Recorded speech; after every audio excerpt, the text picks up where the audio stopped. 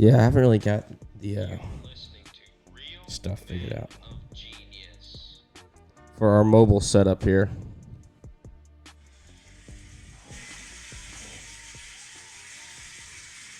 All right, everybody. It is Real Men of Genius, episode 23. We are on location at South Point Hotel Casino, Las Vegas, Nevada. Yes, we are. I'm joined by Ryan Vargas here in the booth with me already, and then in the audience we have some JD Motorsports folk. Literally the entire 6 team. Yeah. 4 team. The boys couldn't make it tonight, but they're here with us in spirit. They're too cool. Oh, someone else is actually just walking in now. Yeah. I think it's a truck driver. So yeah, it's Casey's hold your keys. applause. There we go. Yep, he was very confused as to what was going on in here. He had no idea what we were doing. Am I the only return guest so far? I guess kind of. I don't know. My buddy Pockets that works for Nice, he's filled in for co-host like a million times. Yeah. He's my neighbor, so it works out. Yeah, you'll have that. But yeah, how we just raced California. We did. How was your experience there? I know it didn't end very well for either of us. Yeah, neither of us, and it did not end well for neither. I had fun. It is a very fun racetrack. I underdrove the heck out of it in qualifying. I knew, when you like are able to give it just sudden throttle, and like you just kind of know you underdrove it. That's exactly what happened. I started feeding it throttle, and then I suddenly went back to full throttle, and I was just like, yeah, okay, I could have done way more. But regardless, we qualified fine, got up, and then as the race went on, we just continuously got better and better and better. Worked our way through the field, raced against a lot of guys that, normally are beating us, and we're running and passing them. So it felt really good to do that, especially on like Swan Security's like home race. I think that was a really good one for us. Right. No, it was fun. What'd you think of the racetrack? It was your first time there. I liked it. I never really got up next to like the wall during the race. I don't know if you did. Did you get up there? Yeah, a little bit. I thought I had a vibration. So I was like, I'm gonna go to the wall, and so if my right front blows out, So yours was like a I'll be cautionary closer. Yeah, that was a But I cautionary mean, fence. it wasn't. It was a weird deal because like when I very first felt the vibration, I shot up there, and it was really dirty. Like as soon as I got up there, it sounded like I was running over gravel because it didn't seem like it was that good. panels. Yeah, because the top never truly got there. I don't think. Yeah. Some guys tried it. Like, I tried it once and it scared the hell out of me. Like I said, and I just pulled back down, like I groove off. I just knew we were fast in whatever lines we were running. Like I ran in the seam below the top, the tippy top in 1 and 2 all day. Yeah. I kind of went below it a few times. Like I was able to find speed on short runs, running the second to the top groove, so like another groove down. But and then 3 and 4. I mean, for some reason the bottom worked for us like insanely well. I was able to set up guys going in, clear them by the center of the corner, and not lose hardly any time on the exit, which was a really good feeling because I know, especially at places like that where it's so wide and you got to build up momentum. If you're not losing momentum on exit, especially when you're on the bottom, it's a good got a good turning car. Right. No, the bottom was weirdly good in 1 and 2. Really? A lot more so than in the past, especially on restarts. Like everybody was taking the top on restarts, and I don't know if it was just stacking up there, but I could pass I felt like I was getting like past 2 rows on the bottom in 1 and 2, but then you lose it on exit, so you got to try to pull up in front of whoever. Restarts were aggressive, really aggressive. Yeah, when you get to like any track like that, it's like Kansas. You go where you have a million grooves. But it was I remember I learned a little thing from Josh Williams on a restart because there was that restart where I think it was Ty Gibbs that spun. I think it was only like a 2-lap run. Yeah, something like that. It was either Ty Gibbs or something, but. On the going into 1, I ran like the second to the top seam, so like two grooves down. And coming on exit, I hear my spotter saying, looking outside. And I realized Josh Williams, who was a row behind me, hung it out into that upper groove and just let it roll with the momentum and came to my bumper with the speed that he needed. Right. So every restart after that, I just stayed in the upper groove and line wrapped that and was able to pass like a couple cars here and there just by doing that. So, fun learning at a place like that, especially growing up and having like watched races there my whole life. Right. It's like like a neat dynamic. Yeah, I love that place. I'm pretty pissed that I wrecked myself and didn't get a good finish there because it's one of my favorite racetracks. And it seems like I've never been able to get a good finish there. But I don't know. Trying too hard too early, I guess. So yeah, we had with 2 to go, our transmission did a thing and just exploded. It was fun. Yeah, pretty interesting. I saw the interior and I'd never seen one do that in my entire life. You'll have that sometimes though. Yeah. I mean, it's at the end of the day, there's so many positives to outline this one negative. So I mean, you had a good day when you could still leave and kind of hold your head high and know that you brought a good piece. Right. Going forward to Vegas, what are your thoughts for there? Well, I mean, we're going to another track that thankfully I've been to, but I've never practiced and or qualified at. Which, I mean, you go into practice and qualifying with a totally different mindset than you do in the race. Especially last year when we just showed up and raced with no practice qualifying. Mm-hmm. Now you go there with the mindset of, okay, shake down the car, and then you go to qualifying. It's like, all right, now it's time to drive the absolute heck out of it and hope it sticks. So I'm still trying to adjust to the whole dynamic of qualifying on these bigger intermediate 1.5 to 2 mile ovals. So that's a big learning curve for me. I'm enjoying it. It's I'm sure you experienced it like when you first started too. It's like a totally different driving style. Oh yeah. From that.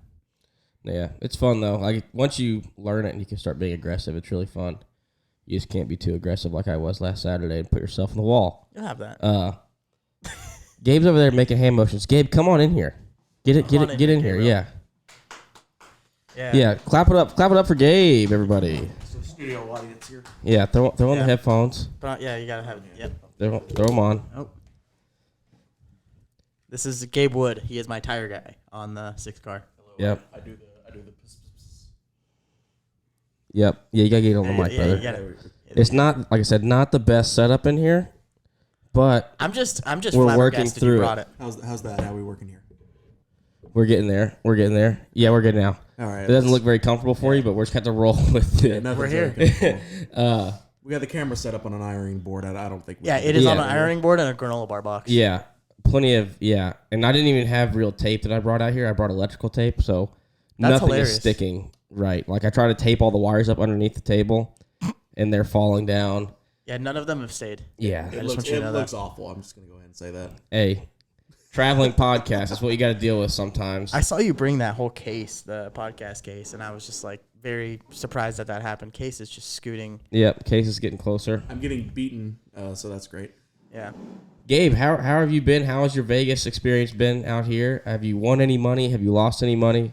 I have won other people money. We won't talk about what I have lost. Okay. I think I'm up to about $200 lost, which I mean, considering people we know, it's not that bad. Yeah. But I took some money that Case gave me, ended up going $100 up on him, so he's got a little money to go home with. So that's pretty awesome. So how does that feel when you're losing your own money, but you're making other people money? Are you still happy when you're winning, or are you kind of agitated, like, man, why didn't this happen to me? Considering what happened before that, because I sat down at a table, immediately lost all of my $100 and went. Yeah, that's terrible. And then immediately started winning with cases. Yeah, I wanted to throw something at people. Yeah. Well, I mean, you'll have that. I mean, if it means anything, I played poker once in my entire life, and it was a charity thing, and there was no money because it was charity. But I made it to there was 8 tables, and I made it to the final table somehow. Little 18-year-old me had no idea what the heck he was doing. You made a lot of people mad. I made a lot of people really mad and lost some people a lot of money. But I made it to the final table, and I don't know. I just did. It was weird. Yeah, I really don't do card games. I just feel like I don't know. I don't know as much as I should know. I know how to play the games, but I don't know how to win them consistently or what to do in different situations. I just didn't realize the value of a poker face. It literally I just sat there looking innocent and adorable, and I got to the final table. Yeah. Well, let's talk about winning consistently and the opposite of that, Bayley. Multiple times today before we've gone to dinner or lunch, you have walked past a roulette table and done what? Put all my money down. And not all of it. What happened? Well, so development, something you don't even know about. Oh. I went back to so I won some money on the slot machine earlier. We'll start from the beginning. I've yet to gamble yet. But I got $200 out of the ATM, and I'm look out, ladies and gentlemen! The race car driver's breaking his hands out. Yeah, once I start talking with my hands, it's over. Anyways, got $200 out of the ATM. I'm like, this is my gambling money. If I lose it all, I'm not gambling anymore while I'm here. We still have some money to gamble with. So I went to a slot machine, lost 100 immediately. And I was so pissed. I got up. I was like, all right, I'm done. I'm going back to my room. And then I was like, nah, I'm not letting this beat me. So I like walked in a circle, walked right back to the slot machine, put my other $100 in, and then ended up winning like 200 off of that 100 that I put in. So I was at $300. So I was like, all right, that's pretty good. That's pretty good. We went and watched Jackass because there's a theater here. And before we were going to eat, I was like, all right, I'm going to put $100 on red. Missed it. Did not get it. Back to 200. Back to even. Went to eat. Came back. I felt bad because I was the one that kind of convinced you. Cause I was going to do all 300 on red, and I'm really happy I didn't. That's rough. Yeah. We were eating lobster that night. Yeah. And then we went to eat, came back. I was like, all right, 200 on red. Did it? Hit. Cool. Left 100 on there, lost 100. So back to 300.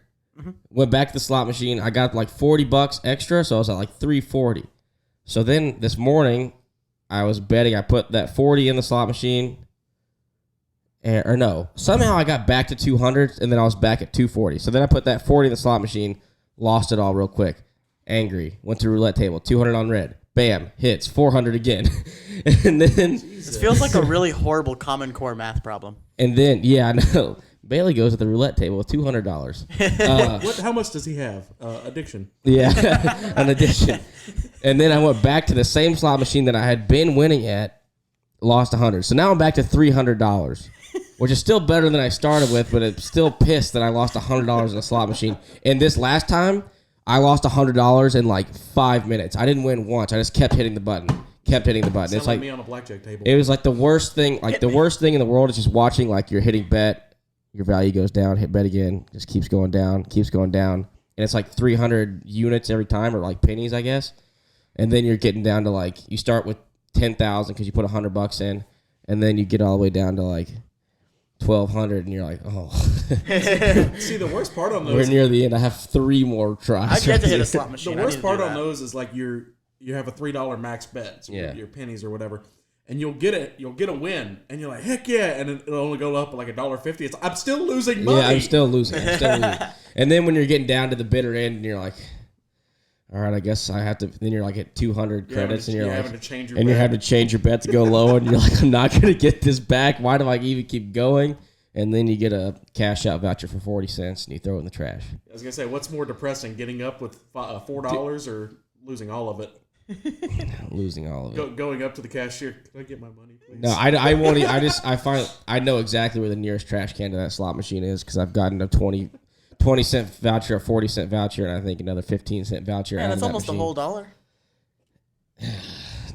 The depression's not worth it. If you put it in the cash out, like the machine, it won't even give you change. So if if I put it in there, I'll just be like, yeah, thanks for the money back. So wow, I didn't know that. Throw it in the trash.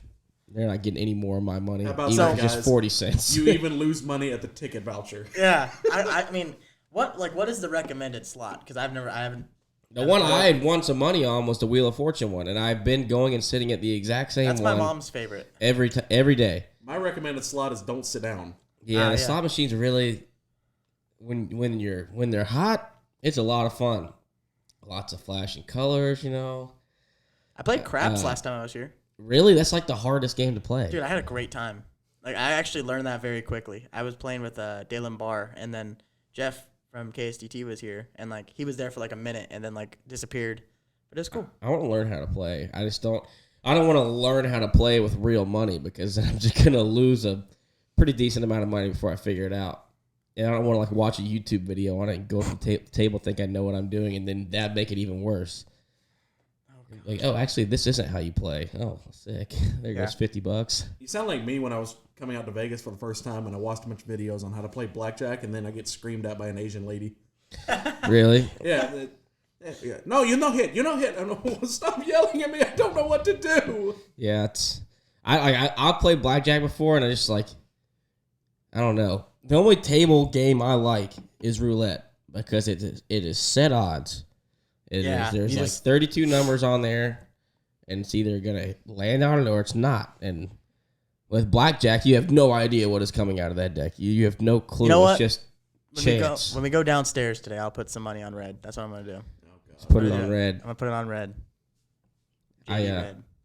I've been thinking like, maybe I should put it on black this time. Nope, stay on red. If I put it on black, if I alternate, then your odds they're gone. If you put it on red every time, anybody 50% else chance. Thinking this is slowly turning into an intervention for Bayley? Yeah. No, I don't even gamble that much. It would be a problem if I kept losing all my money and kept going back to the ATM. Like, I gotta get it back. Listen, I gotta get it back. That is the machine that always like pays. Someone we know. Yeah. That is the machine that always pays, though. So it is until it suddenly doesn't. Until it doesn't anymore. Honestly, with the expensive as everything is out there, that time is going to come before I lose all my money gambling. It's just going to come because I go to the sushi restaurant. And it's like $40 for a roll of sushi. You went and gotten sushi at a casino? Okay, that sushi restaurant we went to was awesome. Oh, really? No, I was talking about the one here. I've eaten sushi 3 times since I've been in Las Vegas. Twice here and then once at that Jajanga. Voted best sushi in Las Vegas. Django Unchained Sushi. Yeah, Django Unchained Sushi. I got a sushi burrito, the monkey burrito. Oh, yeah, I've heard of those. He ordered two entrees. Well, I mean, it's a sushi restaurant, dude. Dude, you can put some food down. It's still I just want to say that. entrees, Bailey. Yeah, but like... This is not just bully Bailey. Look at me. I don't eat 2 entrees, but he did. Yeah, but like... It's like going to Taco Bell. You're going to get more than 1 entree there. Oh, it's keto. Yeah, and then he screams, it's keto. It was not keto. After eating 4,000 calories. I've been so far from keto since I've been on this trip. It's ridiculous. Even though I keep trying. Like, I wanted energy drink, so I made sure to get this sugar-free version. It's like, well, just get a Bang. I'm not getting a Bang, dude. I'll be sitting here shaking if I got a Bang. Or get a Loud Energy from Nutrition. Loud Energy? Those, I was literally... I was in the shop. I was freaking out, dude. I was like... I was literally like shaking. I hadn't eaten all day. I couldn't focus on, like, I was like, am I building an exhaust kit right now? Or am I going to the scales? Or what am I doing? What am I doing? What am I doing? And I was like literally freaking out. I need to explain what happened here. So my partner, NutriShop, I believe I'm wearing their hat right now. Yeah, NutriShop. So NutriShop, specifically the Monterey Park location, I get a call from them and they said, hey, we have some energy drinks. You know, we're going to send you some drinks. It'll be a decent sized shipment. It is a pallet. And I'm like, my thought, it's like, okay, so it's like, maybe 18 cases or something like that on a pallet. It's like what we get for our drinks. Yeah, it's like nothing tall or anything. And I get a call. Like I had to sign for it. That's how big this was. And I was like, okay. So I called Will Rogers, another driver in the series. He's my neighbor. And I said, hey, can you go home, go to my place and just sign for this, make sure it gets put in the garage? He's like, yeah. I get a call from him. He says, dude, this is too big. We could not push it up the driveway. And I'm just like, okay. Turns out this was a pallet of 1,200 pounds worth of Loud Energy. That is their own energy beverage at NutriShop. I mean, don't get me wrong, it is a fantastic beverage. I actually really liked it. It tasted great. I just didn't know that it would be 1,200 pounds worth, and it is still sitting in my garage. It's pretty bad when the delivery driver is asking, "Where's the loading dock?" Yeah, no, he was literally like forklift. Yeah, we had to he had to use his pallet jack, and him and Will had to he said they almost ran out of breath. Like, they couldn't get up the driveway. And so I brought 12 cases of this to the shop, and everybody's just been drinking them. And it's like... He's been throwing it by force into our cars. Yeah, I literally put one on top of Gabe's car. But I mean, it's good. I mean, but it'll... It hits you. Yeah. It's like 320 milligrams of caffeine, which is a fair amount. Ungodly. But I mean, it gets you going. No sugar. No, there is no sugar in it. There's... Because I was keto back in those days 2 weeks ago. Back in the days. And there is no sugar in it, which is good. Yeah, man. 1,200 pounds. I'm not going to lie. They helped out whenever we were getting ready to come out here. Because I drank that one during the day, and I'm like, there's no way I'm drinking another one of these. And then we were at the shop late, and it was like 2 in the morning. I'm like, now is actually a great time to drink one of those. So I had another one. All of a sudden, did you go to sleep? Huh? Did you end up going to sleep that night? I left the shop at 5:30. Oh my god! I didn't know y'all were there that late. I mean, Wayne was there later than that. Wayne was there till 7. There's pictures of Wayne 3 falling asleep in his dad's chair. I was asleep in the car. Yeah, I was gonna say you fell asleep in the car. I was bleeding the brakes, and I was just able to hold enough consciousness to pump the brake pedal, but also I could close my eyes and be halfway asleep. I mean, I'll say this. It is I know this sounds weird, but it's there's a weird satisfaction leaving the shop when it's dark out. I don't know why. It's yeah, a but weird it's when you're leaving the shop when the sun's coming up. Yeah, that's a little less satisfying. And you're just hung over the whole next Case day. Case is warming up his tired. backhand right now. But yeah, Wayne told us the story about it because every time whenever he bleeds brakes with you, you stick your hand up on the gauge and he looks up and it's not there, so he peeks over and you're just. Yeah, no, he was handing me the gauges to check bias. He's like, "Wake up!" Like, oh my god. Dang, and you had to drive an hour and a half back to your place then. Yeah, but luckily the loud energy was kicking in just enough for me to drive, and I just had the radio on as loud as possible. And also, for some reason, my buddy from Texas was like driving somewhere. He had just got up to drive to like Arkansas or something, and he sent me a Snapchat. I was like, "Oh, I'll call him and talk to him on the phone." That was a night though. That was definitely a night. I remember that. It was rough. Like I said, it's weird. Like I just felt hung over the next day because I couldn't sleep. I slept till like 1 o'clock, and I got to bed at like 7. And there you go. There's a weird for people that don't work in racing. There's a time at the shop when you're staying late from about 9 to about 11 when everybody just hates each other.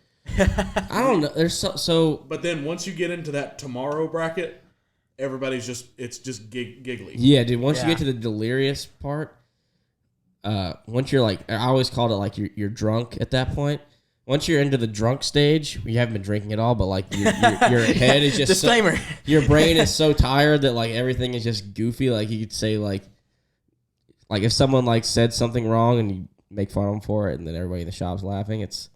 That's fun. You just gotta get through the part from about 9 to 11 o'clock, where everybody's just mad at each other.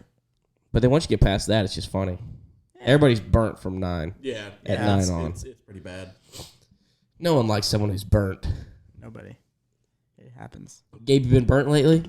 Except for the blackjack table. No, not really. Good. Gotta keep her from being burnt. I get burned at the shop. It's okay. It keeps me going. Yeah. You do be getting burned at the shop. You do, but it's okay. It's okay. I be hearing commotion. I be hearing, wrenches clanging, and it's usually when I've just hit something and I'm mad at just an inanimate object. Yeah, being mad at an inanimate object is tough because all I do is punch it and it makes me madder. Oh. Got an incoming. I don't even think I got that one. I'm not in on that one. No. Yeah, we're not talking about that. Okay. But yeah, I mean, it's one of those things where I hadn't worked that late at a shop since I was racing late models. Like that was a first. That was the latest that we've stayed since we've worked here. Yeah, talking to the mic, man. Yeah, amateur hour over here. Oh, jeez.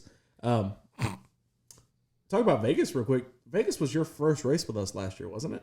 No, Richmond. Richmond. Because I remember you went to Vegas last year with us, and we killed. Yeah, it was like Bayley was leading, and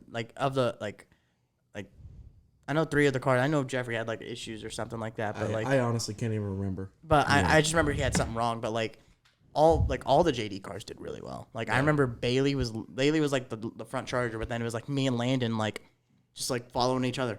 I'd be in front of him or he'd be in front of me. I remember that big wreck last year. You were in the thick of that, which was wild. I was in the wreck essentially. I can't believe you weren't wrecked. I was wrecked. I just somehow got out of it. I don't because me and Landon were stacked. And he had me jacked sideways, and I had the 26 in front of me jacked sideways. Yeah, you turned the 26 into the wreck. Yeah, I did. Well, because once I got turned sideways, I'm like, well, I'm just going to get out of here. And I just hit the gas. I was like, sorry. And just turned him around. And I made it out. I'm just picturing Bayley having an existential crisis. I don't want to be here anymore. Yeah, get me out of here. It was just crazy because I went back and watched the replay of it. And literally, you are dead sideways, hand over fist, turning the poor soul in the 26 car. Yes. Sorry. And he was already. It was too late for him. He was going to be in the wreck. Yeah, it was too late for him. But it was such a massive wreck, and it was funny because for us, I remember we started the race. I don't remember what happened, but we ended up getting put to tail longest line. I don't know what it was, but it saved us because we were in the back when that wreck happened. You could see in the replay, the wreck's happening, and then you just see the blue KSDT car just stop. I'm just stopped on the apron, waiting for them to all slide down the track. Yeah, I thought I screwed myself on that deal because me being who I am, I was really aggressive on the restart, and I was like ready to go 3 middle, and like I got to the 3 middle, and then they all just started crashing. Like, oh, well, that was a bad idea. No exit. Yeah, I'm like, I can't go anywhere now. And then luckily, I was able to get down in front of Landon. I bet you being 3 middle actually probably helped you in that situation. Being 3 middle doesn't help when they're wrecking in front of you.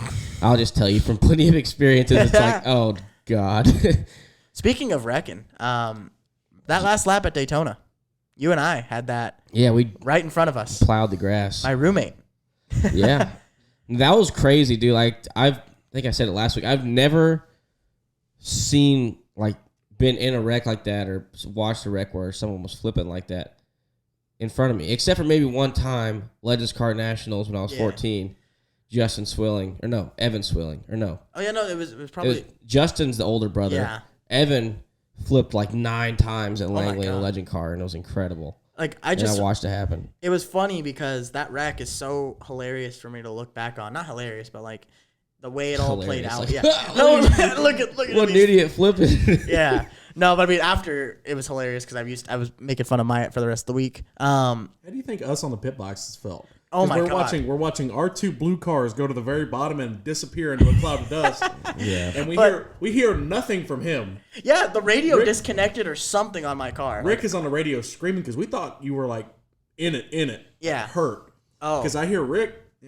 He's like, talk to me, and I'm pressing the button, yelling like, "Hey, I'm good. I'm coming back to you. I got oil pressure." And then here comes Ryan coming out of 4, and I'm okay. And you hear the splitter hitting as he's going around, and Berg goes, "Hey, look, there he is." The funny thing about that wreck is going through 1 and 2, because like you and I were like, you were in the lead pack the whole time. I was in the second pack. Yeah. And we were busy trying to race each other instead of trying to catch the lead pack. Finally, we all get in line. We catch the lead pack, and with 2 to go, I'm kind of realizing like, we're not really up there. And then on the white flag, I'm in the top lane making speed. Like I was making up ground.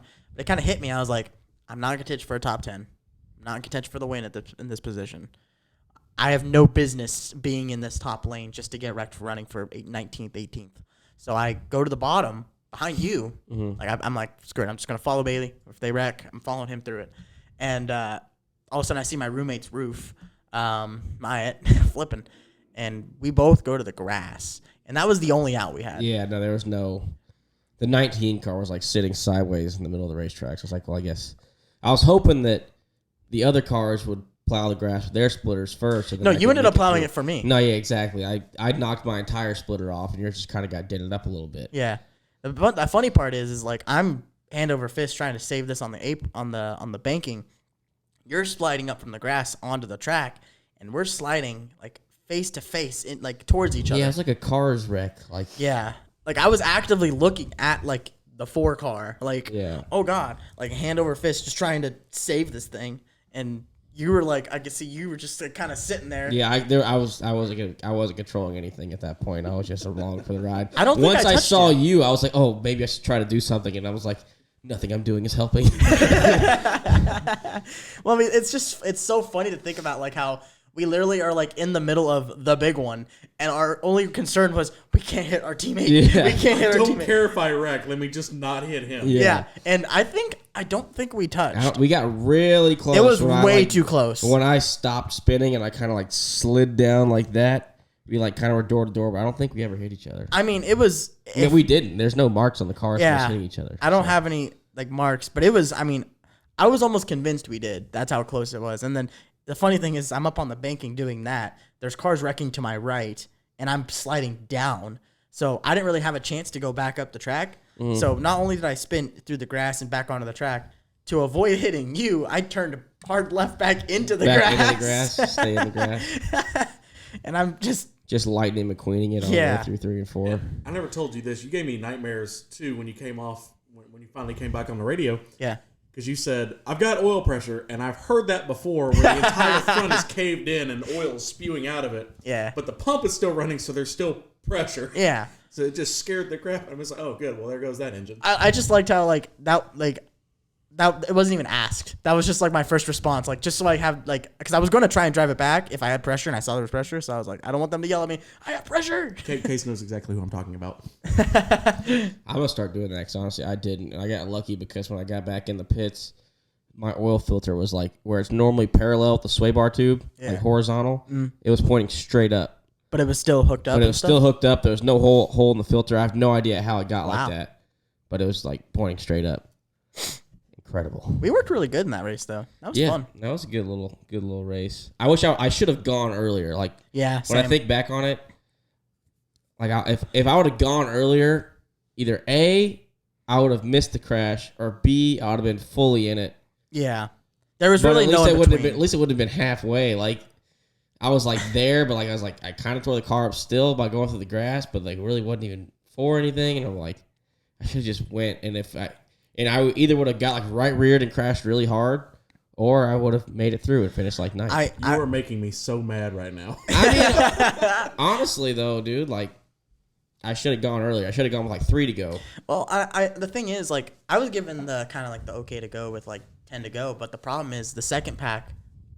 Y'all were all messing around. We were stuck racing back there, and I was trying to get in line the whole time, but nobody was wanting to get ordered. Yeah. So by the time we got in line, it was like 5 to go, and so we all kind of conga lined to the pack. And then y'all took off. We took off. Because the spotter was like, all right, they're like, the next pack's like 20 off you, and then the next lap they're like, all right, they're 2 back. And I was like, oh, they must have got organized. Dude, it was, I mean, and the weird thing is like I'm going through down the front straightaway here, and we're hauling. Like, my tack, I mean, it was red. Like, you know what I mean? Like, we're RPMs were high. And I'm just sitting there thinking like, man, we're going fast. Like, this feels faster than before. Yeah. And it was weird. The whole plate change they didn't really affect it that much, I don't think, like speed-wise. Yeah. At least in a pack. Mm-hmm. When you're by yourself, obviously, there's a little bit of a change, but I think the plate made it. It didn't do it as much. It definitely felt slower, but by yourself, I will agree. It didn't help as much as I thought, like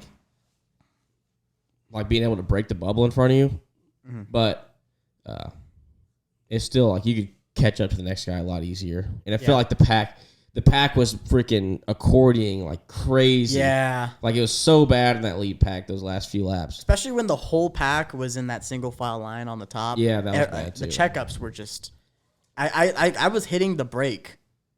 And I was off too. The gas, hitting the brake.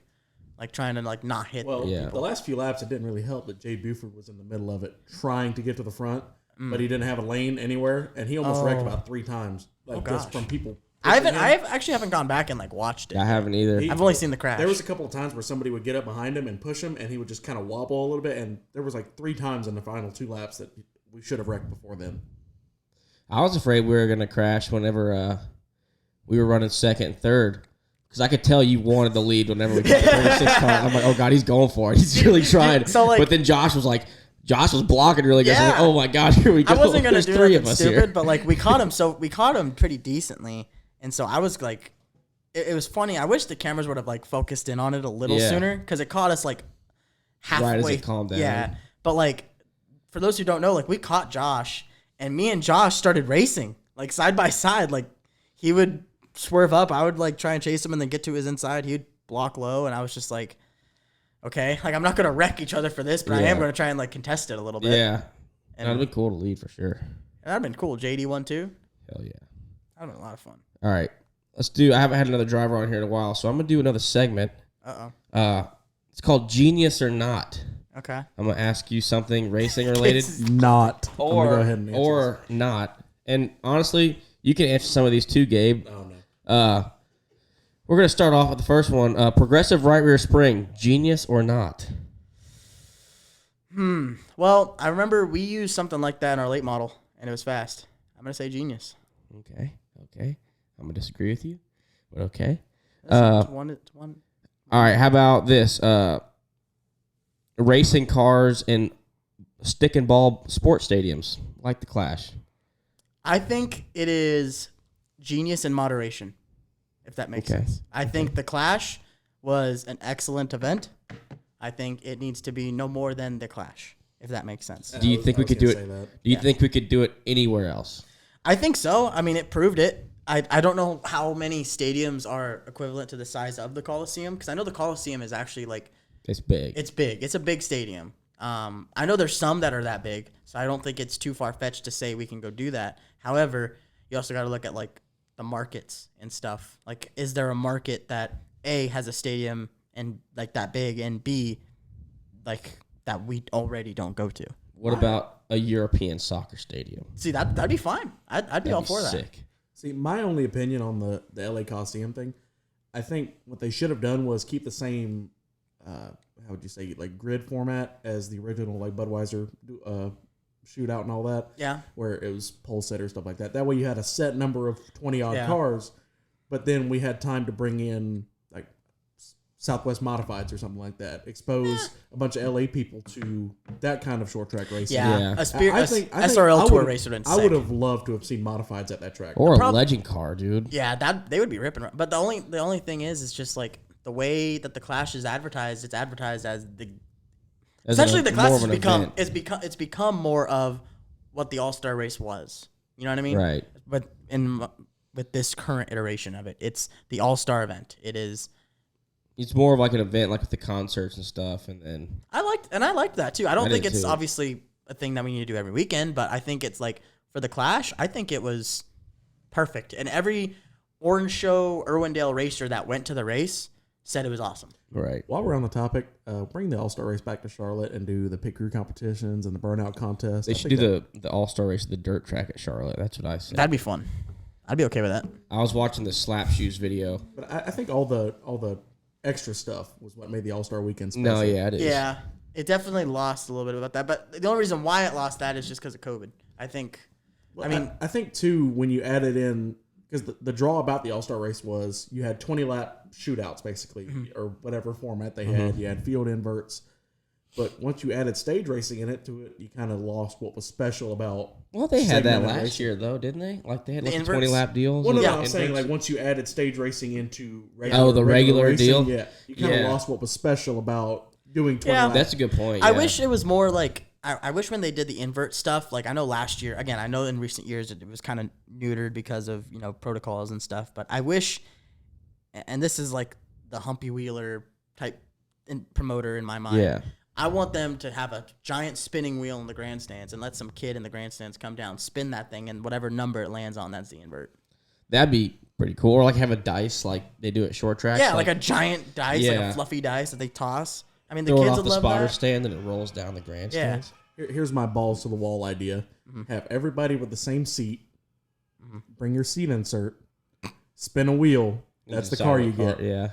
That'd be neat. Yeah, like the Slap Shoes thing I saw. It was like shoes. They got good stuff. We're getting booed Case by the playing peanut gallery. boo noises. Look, man, I have it on the soundboard. You don't need to play it over there. But they were saying that you should qualify off your quarter-mile time at the drag strip and then do heat races at the dirt track and then race the race on the big track. Speaking of the dirt track, I'm very intrigued to see how this the next gen races at Bristol. I am too, honestly. I saw the video of Stuart Friesen. Yeah, it sounds like an IMCA modify, which is kind of cool. It looked to me like a dirt street stock, and for that reason alone, I really am excited. The only thing that scares me in a race situation is how the rear toe links were breaking. Yeah, dude. And if we get any ruts or anything, they're just gonna break. Well, I mean, just regular dirt track racing. Somebody, takes it a little bit too wide, puts it in the outside wall, they're dead. Yeah, that's true. We're going to that race. Yeah, I know. I'm excited. I just remembered. Yeah. That's gonna be fun. No, yeah, I'm pretty pumped for that, and we get to be in a suite too, so we don't have to worry about dust, which is nice. Yeah, Case is not pumped up. No one. Breaking news to the rest of the team here: we are going. Myself and Ryan are going to the dirt race at Bristol. I wish that Xfinity cars would race there. I know no one else. I'm good. No, again, the crew guys here are all against that. I mean, I'm for it, but like, it's just.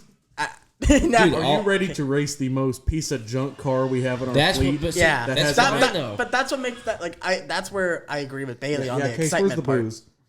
That'd be fun though, dude. I agree with Bailey. Jiminy Christmas on that front. That it would be fun to like bring out our worst car, like some of the like old cars that we got, and just put them together and just see how it runs. There's like 19 steel body cars in the back of the JD Motorsports shop. Yep. Go back there, hack one of the bodies off. He's pulling out a Bible. Take all of like your junk body parts, or like not the ones that are junk, but like the ones that you're not going to use anymore.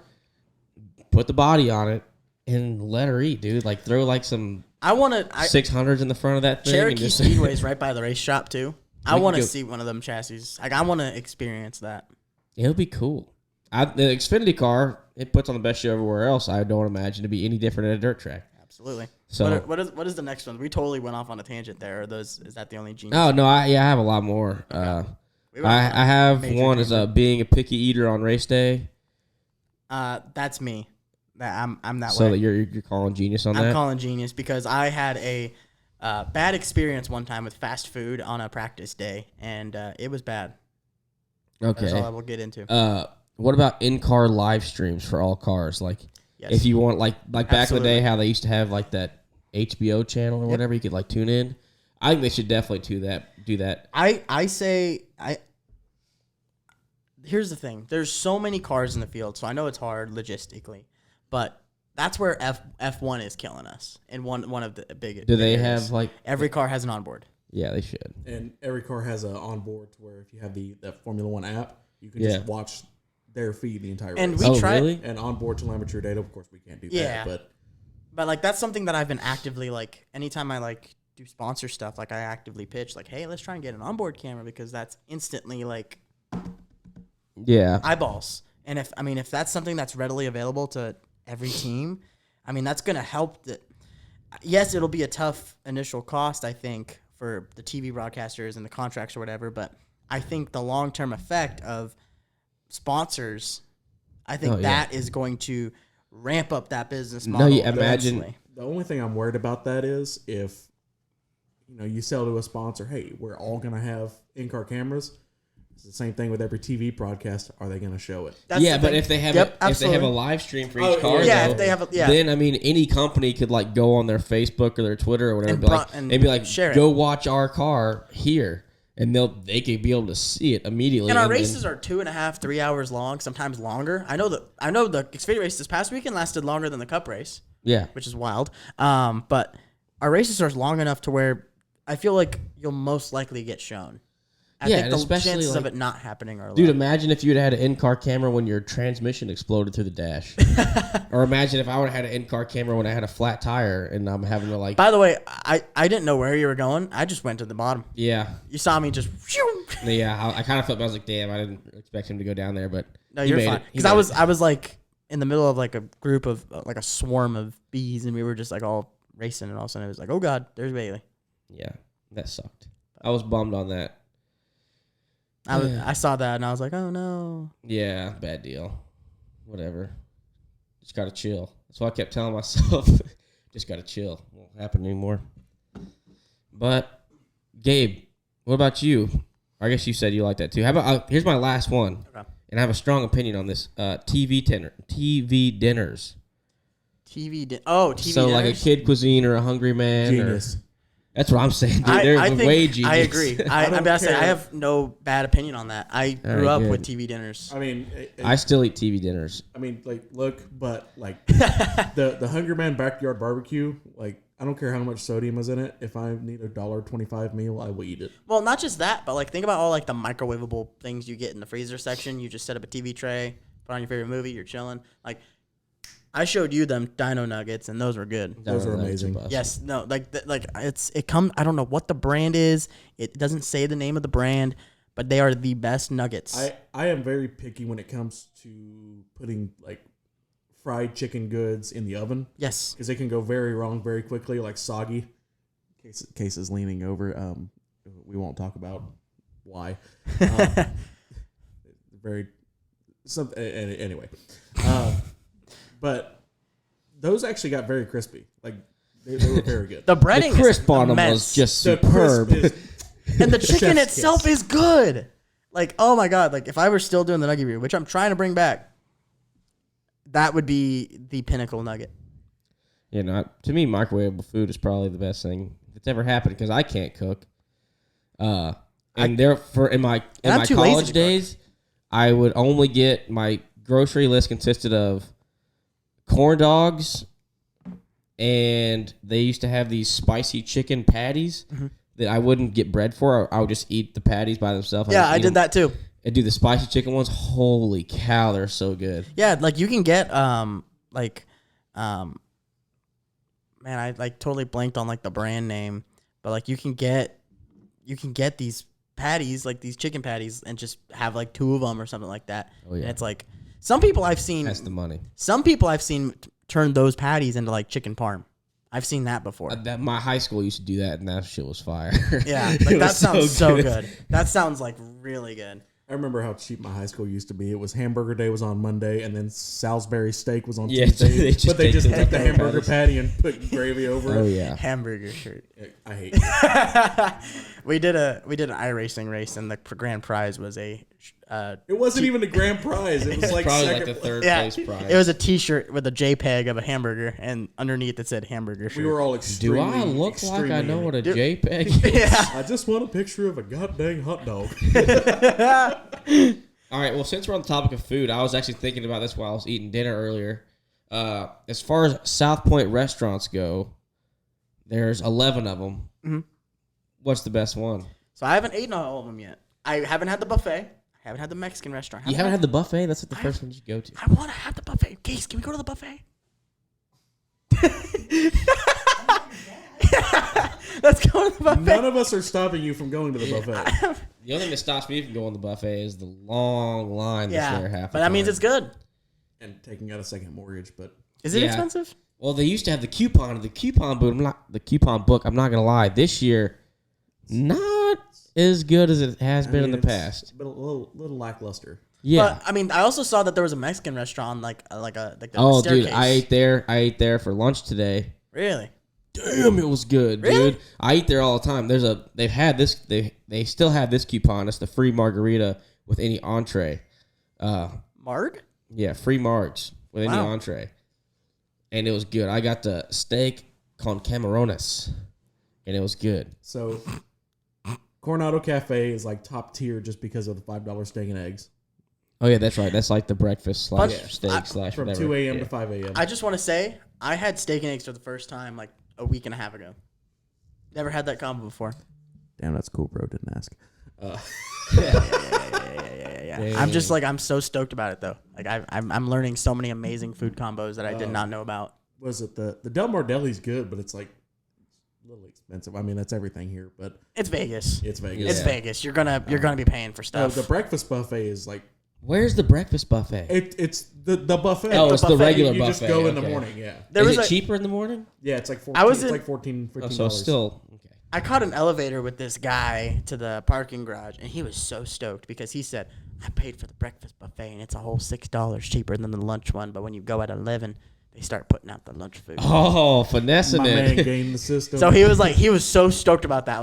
Like he came in the elevator with the biggest smile, looked at me dead in the eye, and was like, "I'm gonna tell you something." You parked in the parking garage? Yeah. Why? I've been coming here for a decent amount of time, and I've never ever Free ever parked. valet. It's free? Yes. I didn't even know that. I didn't know that. Where do I you never park? valeted myself. I ride in someone else's car usually, but like when I did have a car here, I've never parked in the garage. I just park in the parking lot outside. But like you get in your car and it's nice and cool.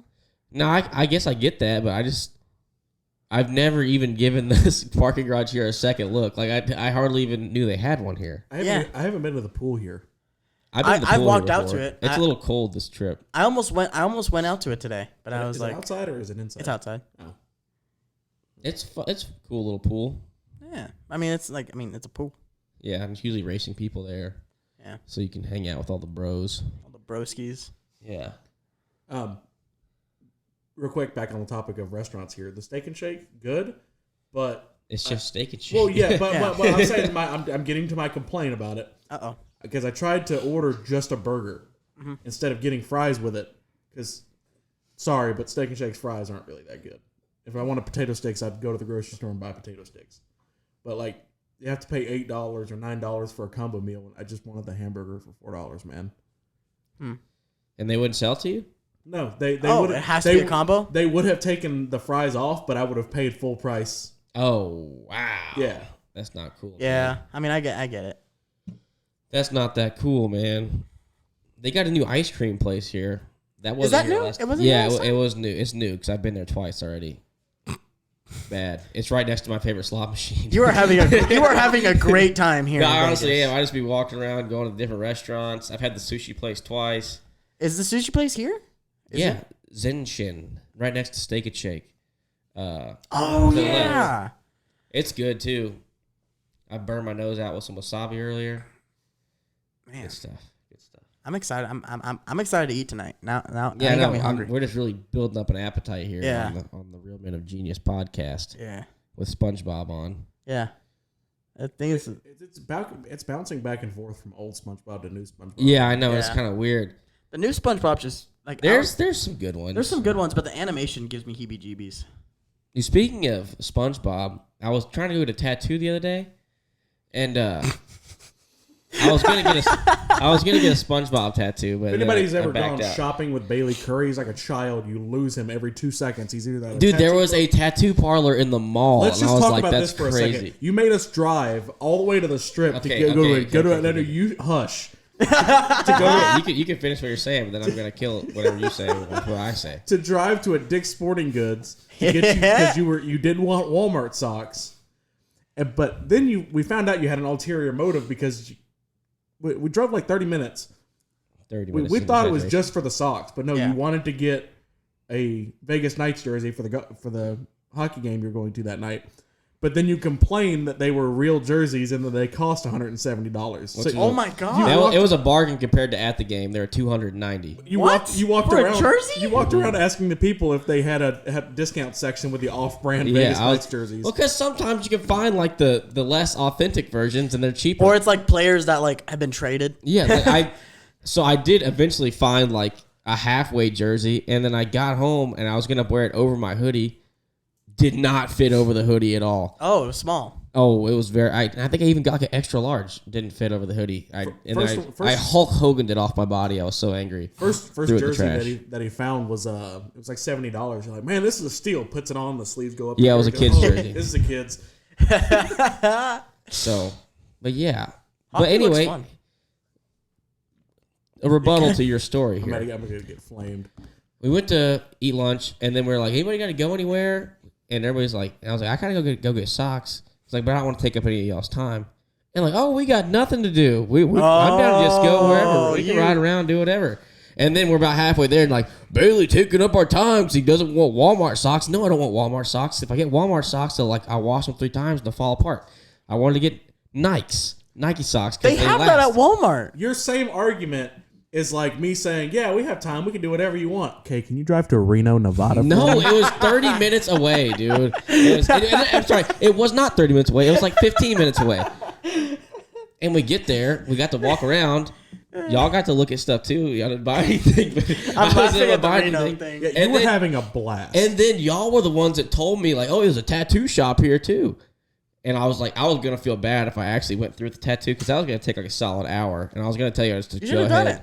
And, well, no. That would have felt really good in the car. I walked into the tattoo shop and I asked the guy for a couple things. He's like, yeah, I don't think I could do that one. The guy just didn't want to give me tattoos. He was kind of a tattoo snob, and mine are kind of goofy. And he didn't want to take any part in this, I could tell. And I had one little one. The rest of my tattoos are pretty small. They're all on my thigh. And they cost like, I don't know, $80 a piece at the most. Mm-hmm. And I showed him one, very simple, just black ink. Wouldn't have taken him long. He's like, yeah, that'd be about $250. And I was like, yeah, not today, man. I'll see you. Thanks. Yeah, so he definitely was one of those guys that like... He just didn't want to do it. He either didn't want to do it or he like had just like a very like... the only tattoos I do are like the art ones. Yeah. I had no clue what was going on. I just see Bayley points at me. Come on, Gabe, let's get out of here. Yeah. The guy was out of his mind. For $250, that could have paid for like 3 of my other tattoos. I've been wanting to get like a small tattoo too. Oh yeah, but like, I don't know what I would do or where. Really, you don't know what you do. What? It's gonna be a dino nugget. Oh my god, that sounds awesome! You were so dumb you didn't even think of it. I didn't. You should get the SpongeBob tattoo I was thinking about. It just says it's the one where SpongeBob's the maniac. Mm-hmm. And it's the poster. It says warning, and the picture of Maniac. That'd be a good one. That's and then funny. There's the little termite eating the Krabby Patty. I was thinking about that. Or the hash-slinging slasher. Or the hash-slinging slasher. That was my first idea. I had that a long time ago. That sounds like awesome, actually. I don't know if I had time. I thought about before this podcast. I was like, man, I might walk across the street. There's a tattoo shop over there. Do it. But no, I didn't. I just took a nap instead before the pod. Yeah, so much thought. Yeah, yeah. I had to get my brain right, so I took a nap and ate sushi and drank a Rockstar Energy. There you go. Sugar free, of course. Yeah, talks about going to the ice cream parlor twice in one day. But yeah, not twice in one day. Once a day, 2 days in a row. How are you? Okay, what I'm sensing is how are you not either broke or look bigger than me? Because all you've done since we've been here is gamble and eat. I was thinking about that exact same question. I go work out in the morning, so I don't feel too bad about my eating habits. My paying for the eating habits, I was thinking I don't really spend much more than I do when I'm eating at home because my normal commute to the shop is an hour and a half. And I was thinking if I split up the gas money I spend during the week and add it onto the meals, it's not much worse than what I'm doing right now. I'm not referring to the money that you're spending on the food. I'm just referring to the amount. I'm just like I'm proud of the fact that you've been working every morning. It is hard for me to like.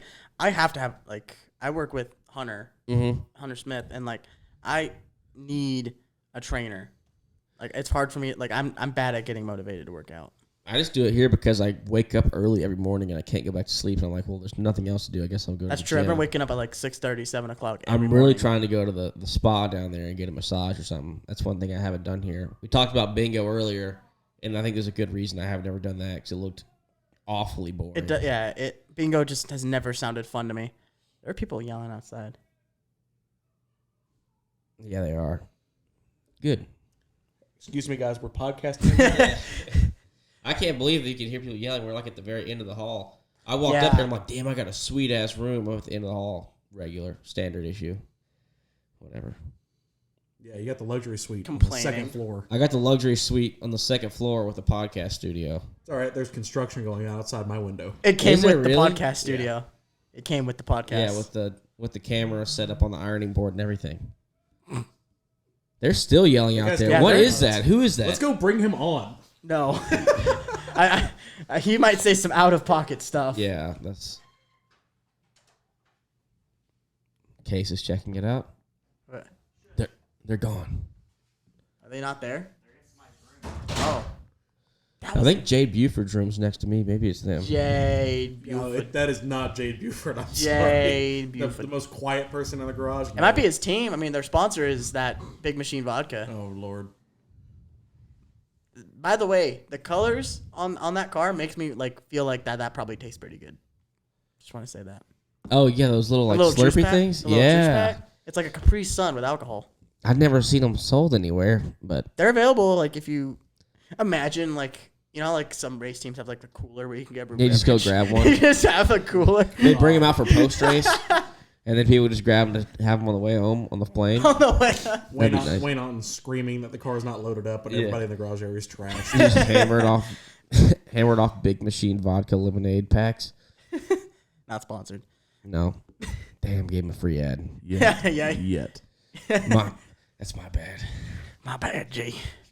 But, all right. I think that's about it for Real Men of Genius. I was supposed to do some other stuff. I was thinking about going TikTok live. That's why I set this little bad dog up. But I just I've been proud of you. You've been on TikTok a lot. Dude, I've been trying. Dude, honestly, it is the fastest way to gain a social media following. It is. It's hard to stay consistent though. What are you at on? Like you grew a lot. Let me see. I'll look you up. I'm probably close to 3,000 now, but I gained like 500 followers in 2 weeks. You passed 3,000, my guy. You're at 3,300. Oh damn, yeah. Yeah, like you probably because you've had a lot of videos pop off like as of late. Yeah, I'm proud of you. Thanks, man. As the former TikTok boy who do TikTok dance. Hey, before we leave here tonight, can we talk about your little pop filter? Huh? The filter on your mic. Oh, yeah. That's made out of, South Point. As gracious as they are. Dude, they got the best hospitality. They give you slippers when you get here. Yep. Me, being the asshole that I am, I decided to take the slippers they give me. Well, to be fair, once you've done this for a couple of years, you have like 40 pairs. No, yeah, I got a pair brand new at home. Wait, you can take them? Yes, you can take them. You haven't been taking them? You've been here like 3 times. I've never taken them. I've got the other set over there that I'm taking home. I didn't know you could take them. That's awesome. You are too stupid to kill, dude. It is like that is literally like the golden retriever thing that you've said in the past. Yeah, you were literally a golden retriever. Yeah. Like, so stoked to be here. I can't get mad at you for peeing on the carpet. I have not peed on a carpet. Disclaimer. Yet. But anyways, that we found. I got here, and I'm very impatient, I guess, or I just wanted to know what it would look like. So as soon as we got here at like 11 o'clock Saturday night, I immediately opened my podcast box, got all my stuff out, started setting it up. And I was like, okay, how can I really theme this thing as the South Point studio here? So I started trying to prop up the slippers on the soundboard here, and that's not working. I tried to prop them up on the mics, and I was like, okay, well maybe I'll just rip the tops of them off and hang them up. It wasn't working. And then I just took it and stuck it over the mic, and it fits perfect vertically. But then that wasn't really working either. So I was like, all right, I'm gonna make this a real deal. And I took it off, tucked it around, took some of the electrical tape I was talking about earlier, taped the back. It's kind of good. It's not near as bad blowing on it as the other mics are. Oh yeah, wow. So I don't know. Maybe I should try to figure. Yeah, there's there's a significant crisp difference between me and Gabe and you. Yeah. When I say you can hear it. But the problem is it's really not that good because there is a little bit of a gap right here because it's not quite big enough. But hey, we work with what we got here. You should get a filter that goes over the top of it, get it embroidered with the podcast logo. I was thinking about that. Once I'm at my current apartment where I have the home studio, which is just my living room. I'm trying to move out of there and get an apartment with a second bedroom, and I'm just gonna set it all up in there. And then I'm gonna get real crazy with the setup. I'm gonna get different cameras, and you'll have the Logan Paul impulsive type studio in there. Maybe I don't know what that studio looks like. But it's gnarly. I don't listen to the podcast, but I've seen it, and I want to get a producer so I can have different camera angles and stuff. But I also don't want to pay a producer. I was gonna say it sound like a real podcast. I was gonna say it sound like that's the tough thing about doing these things is you have to find a budget, but you don't have a budget. So exactly. It's how much do you really pay on it? I really, really need to get some ad reads or something. But it's kind of fun. I've been trying to sell it whenever I'm doing sponsorship stuff. I can throw you ad read on the podcast too. But it doesn't help the podcast financially, but whatever. It's just fun. I enjoy doing it. I don't enjoy the editing I'm about to have to do when we're done here. But that is what it is. The good thing is I've kind of just called it on the bleeps, especially this one. I said one bad word, so people can just listen to it. Frick. Yeah, it'll be okay. Which one was that? It'll be better than... It'll honestly be a lot better than when I have Matt on, because Matt will just start cussing to make me have to bleep out words. But... yeah, that is what it is. Yeah. Y'all have any other plans for tonight or while we're still in Las Vegas for this race week that kicks off? I plan on getting food. I was invited to go see Katy Perry tonight. You were too. Pass. I didn't want to see that. We love Katy Perry. That's just... Katy Perry, friend of the podcast. Katy Perry, friend of the pod. Yeah, especially after the hockey game last night because tickets for that were kind of expensive and everything else about that. Yeah, I've spent money this weekend. Yeah, it's not good. I was before the race season started, I'm like, man, I really need race season to start because I really don't spend near as much money during race season. But then this whole West Coast swing is the exact opposite. This is the first West Coast swing we've had in 2-3 years. We had it last year. It just wasn't the full 3 weeks. It wasn't full pull. Yeah, it was Vegas and then Phoenix. Yeah. And then it was also not the whole thing. Yeah, well 2020 we had a kind of one. 2020. 2020 we had the whole thing. Yeah, 2020 they had the whole thing, but I wasn't there. I didn't get to experience it. Yeah, because that was the last thing we did before COVID started. That was hey guys, this virus. Yeah, people were talking about it on the way back, people are saying we're going to cancel the season. Yeah, that'd be ridiculous. There's no way that ain't going to happen. Yeah, that would never happen. Then boom, 8 weeks. It's not even that. It's not even a global pandemic. They wouldn't even shut down that bad. And here we are. But we're back now, baby. And then we unloaded twice at Atlanta and then went home. Oh man, God, that weekend was just wild to watch from the sidelines. Yeah, I think I was gonna race that weekend, or was I? I don't even remember. I was there with the Cup team, and we're all getting ready to get in the vans in the morning, and then we're everybody come to the lobby. We're gonna have a meeting really fast. Yeah, we're all going home. Yeah. So, quick story before we, I guess, shut it down. Yeah. This is how this podcast always goes. Yeah, we're gonna end the podcast, and 30 minutes later, okay, now we're gonna end it. So at Atlanta, me and a couple other guys had to go unload the trailers with the truck drivers, and then I was told to come back because we were just going to practice that day and then qualify and race on Saturday. And I get told to bring the team van back to the hotel and help pick up some guys. And I show up to the lobby, and Wayne Carroll, your crew chief, pulls me out of the van. He goes, you might want to get comfortable. Like, well, what's going on? He goes, I don't know yet. So I go and sit down, and Brian Barry, our competition director, general manager, all that. Fearless leader. Yeah. Fearless leader, friend of the pod. He comes downstairs and he's wearing shorts and flip flops. I'm like, that's not good. Yep. So originally it was going to be load up, put everything in the trailer that way we don't touch it, and then we're just going to race tomorrow. Yeah, it's like man, just race without practicing qualifying. That's we can't do that. Crazy. We can't do that. And then that night they were just like, yeah, go home. God, we're not racing next week. And then I just remember next week, and then we were off for a month and a half. I remember because I was in my apartment because I wasn't racing at the time. I was just kind of like I was part time at the team, and I was just kind of watching from the sidelines. And I wake up that morning. I remember it being a really cloudy day too. That was like the thing too that like kind of made that day stick out to me. And I remember just like looking at my phone and seeing like NASCAR is observing the situation, blah blah blah. There's a chance that both Xfinity and Truck will run tonight, or they might cancel. Like they might move Truck to later tonight, and then Xfinity and Cup line up at like Xfinity race at 9 a.m. Cup go off at noon, and then we cancel like the next 2 weeks or something like that. I remember all the weird stuff that you heard about when we were getting ready to get going because we ran Darlington first, and then you just start hearing, "Oh, we're gonna run Darlington, Charlotte, for the rest of the year, and Bristol. Yeah, that's all we're gonna run for the rest of the year." And then I start hearing like, "Oh, Atlanta. We're gonna run Caraway. We're gonna run Langley." And it's like, how sick would that have been if we would have ran Caraway though, with the Christmas lights for caution lights? That place is sick. We're gonna run at Bowman Gray Stadium. Why would NASCAR race in a stadium? Yeah, so many things back then just seemed so crazy, and then now. But now it's normal. I think there's. I mean, it's crazy to think like some of the things that have come out of it though that like have legitimately changed like the way the sport's just going to be forever. I mean, I hate to say it, but the pandemic and the break that we had and all the stuff that we had to go through to get racing gave us a better procedure for the weekend. Yeah. I mean, it let us figure out that, hey, we don't need 2 days of practice to run a cup race. Yeah. I wish we still did, though.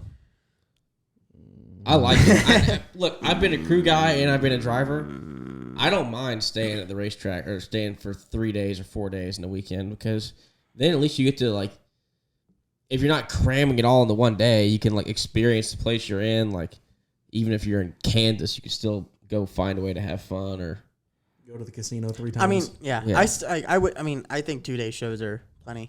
You know what I mean? Yeah, I mean, it's weird right now because the West Coast swing and it's like all one big long thing. So I'm kind of curious to see like how these next few are going to go. I mean, like honestly, Vegas this weekend with the way the rules are technically set up. We'll be going to the track Thursday, Friday, and Saturday. Yeah. But that's just because of the, like, load up the car type thing. But we'll still have practice qualifying Friday. Yeah, which is interesting. I think last week should have been a race where we did 50 minutes of practice. Yeah. I don't think we got enough practice last week, but I think this week and the track. This week makes a little bit of sense. So the Cup guys are getting more practice, but I don't think we are. They upped the Cup practice time 10 minutes. But, like, I mean, we haven't raced there in 2 years. Yeah. I think we should have gotten 50 minutes. I think that would have been a little bit better for our situation because we would have gotten a little bit of more because you guys been there, Because I mean, as much as the practice, Will Rogers, a couple other guys. Yeah, like they're like that's the thing. Like when we're sending guys home, it's tough when there's not a lot of practice. Yeah, because it's like, do you go out and run balls to the wall and run a qualifying lap? But then again, the track's going to change by the time we get to qualifying. Yeah. Yeah. One of them things. Just one of them deals. Yeah. But I think that does it, people. Yeah. We're going to go eat. Go get food. Maybe gamble a little bit. I think I'm going to go watch Spider-Man in the movie theater. But yeah, that does it for. And we'll see y'all next time. Dynamite drop in.